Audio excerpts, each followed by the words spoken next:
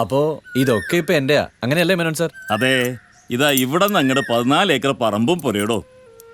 ആ, ഇത് മുഴുവനും ആധാരപ്രകാരം നിങ്ങളുടെ പേരില്ല. കംപ്ലീറ്റ്? അതെ, വലത് കാലം വെച്ച് കയറിക്കോളോ. ആ. എന്റെ അമ്മോ, ഏത് പാമ്പാണിത് മേനോൻ സാർ? ഇവിടെ എല്ലാവിധ പാമ്പുകളും ഉണ്ടാവും. മനുഷ്യവാസം ഇല്ലാണ്ടായിട്ട് കാലം എത്ര അയച്ചിട്ടാ? എനിക്ക് പറ്റണ കാലത്ത് ഇടയ്ക്കൊക്കെ ഞാൻ വന്ന് നോക്കുമായിരുന്നു. എത്ര കാലമെന്ന് വെച്ചിട്ടാ. അതും അല്ലാണ്ട് എന്റെ അസുഖവും.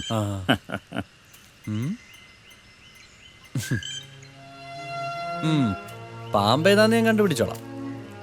നമ്മുടെ പറമ്പിലെ പാമ്പല്ലേ, അറിഞ്ഞിരിക്കണ്ടേ? ശടാ, കുട്ടി ഇത്ര പെട്ടെന്ന് ഇങ്ങോട്ട് വരുമെന്ന് കരുതിയില്ല. എഴുത്ത് കിട്ടിയപ്പോ സന്തോഷിച്ചു. എവിടെയൊക്കെ കഴിഞ്ഞു കൂടിയിട്ടും സ്വന്തം സ്ഥലം മറന്നില്ലല്ലോ. പക്ഷേ ഒരു സാവകാശം തരാതെ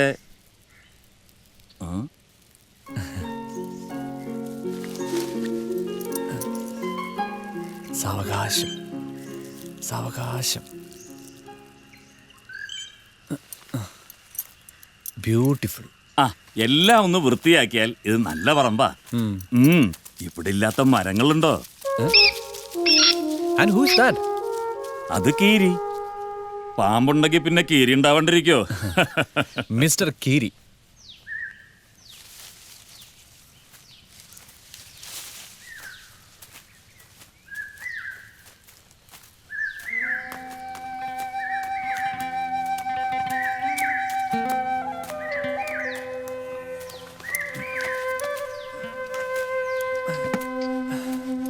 അകത്തേക്ക് കയറണ്ട, ആകെ അലങ്കോലായിരിക്കും.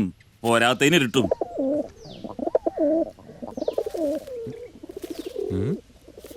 ഇനിയിപ്പോ ഏതായാലും താമസിക്കാൻ തീരുമാനമായില്ലോ. 1 മാസം ക്ഷമിക്കുക. ആദ്യം ഇതൊന്ന് മനുഷ്യവാസ യോഗ്യമാക്കി തീർക്കുക. മനുഷ്യവാസ യോഗ്യം. ആദ്യം പറമ്പ് വൃത്തിയാക്കണം, പിന്നെ വീടും.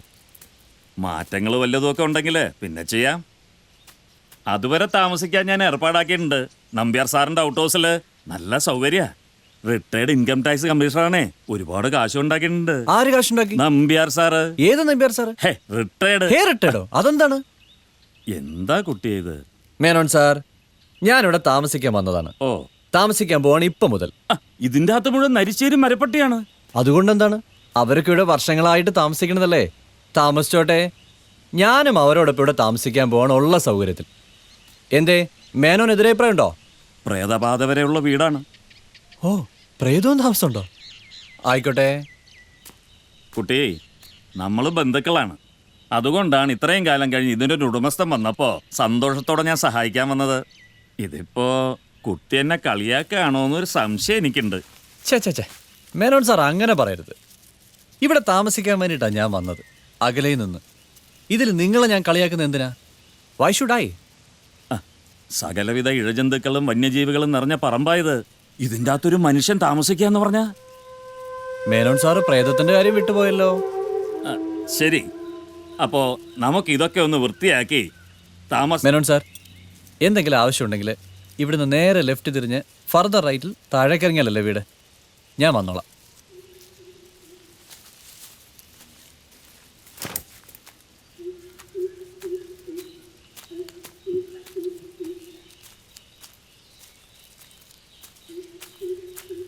ബൈ.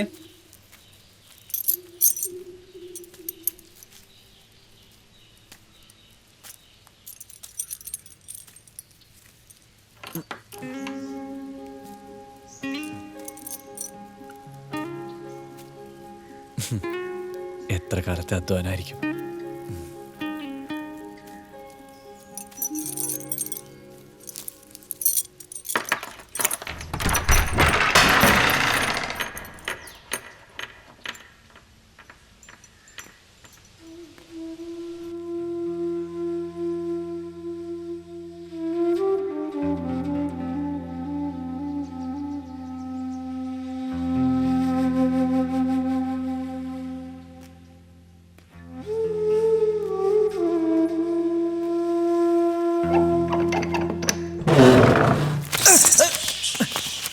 ഇല്ലില്ല, ഞാൻ അങ്ങോട്ടേക്കില്ല.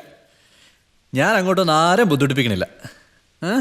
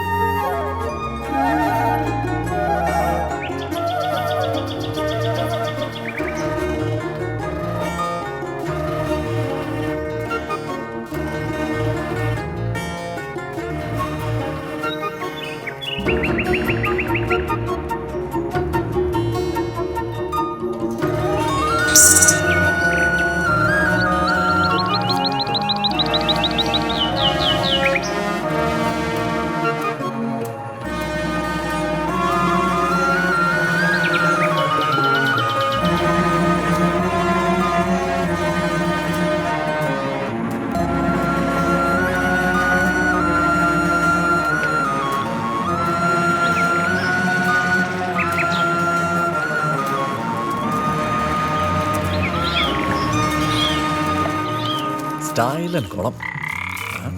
എല്ലാ പാർട്ടീസും ഉണ്ടല്ലോ. ഹലോ,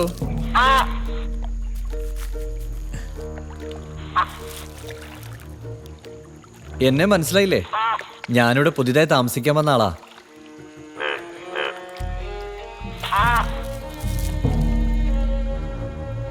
ഈ ഭക്ഷണം പാകം ചെയ്യാന്നൊരു സ്വഭാവം എനിക്കുള്ളതുകൊണ്ട് നിങ്ങൾക്കാർക്കും അങ്ങനെ ഒരു ആവശ്യമില്ലല്ലോ.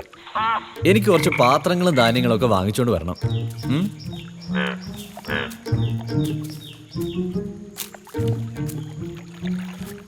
പരിചയപ്പെടാം, വിശദായി. ഒന്നിച്ച് കഴിയാനുള്ളല്ലേ നീ?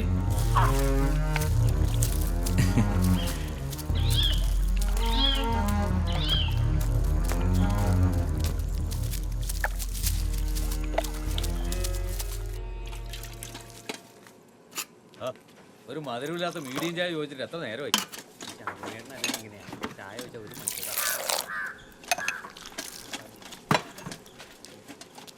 എന്നാടോ മധുരമില്ലാത്ത മീഡിയം ചായ ഇപ്പോഴെങ്കിലും കിട്ടിയല്ലോ. ഒരു ചായ കുടിച്ചളയാം. അതിനെന്താ ഇരിക്കി. ആ,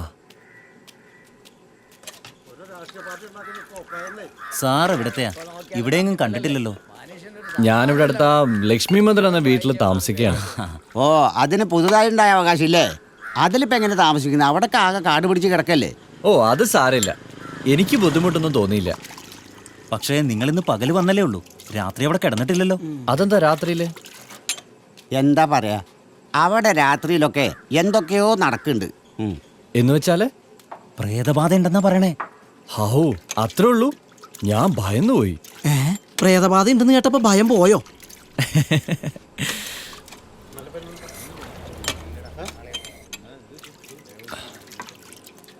ഇതൊന്ന് വീട് വരെ എത്തിക്കാൻ ആരെങ്കിലും കിട്ടുമോ?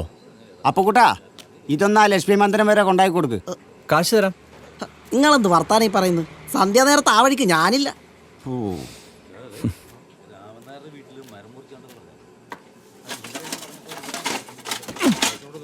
അപ്പൊ കാണില്ലേ? മിക്കവാറും ഇല്ല.